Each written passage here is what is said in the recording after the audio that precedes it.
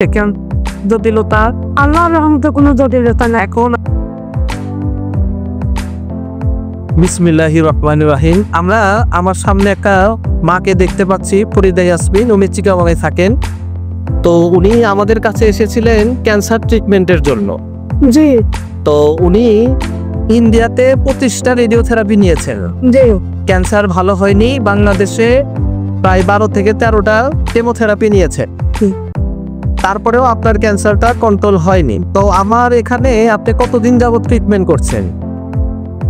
2017 সাল থেকে। হ্যাঁ 2017। 2017 সাল থেকে আজকে পর্যন্ত আলহামদুলিল্লাহ আপনার কি আর কোনো ক্যান্সারের কোনো সমস্যা, যন্ত্রণা, ব্যথা? না নাই নাই এখন আর যে আপনি ক্যান্সারের রোগী এটা আপনার আর মনেই হয় না? না আমার মনে হয় না। তাতে কি মনে হয় যে আপনি আল্লাহ পাক ক্যান্সার ভালো করে দিয়েছে? তবে আল্লাহ আমাকে মাফ করেছে। This is a miracle of homeopathy.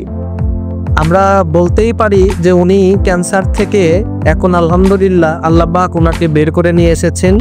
ওনার স্বাস্থ্যের এখন যথেষ্ট উন্নতি হয়েছে। রেডিওথেরাপি চলাকালীন সময়ে, কেমোথেরাপি চলাকালীন সময়ে উনি আস্তে আস্তে শুকিয়ে গিয়েছিলেন। হ্যাঁ শুকিয়ে গেছিলাম।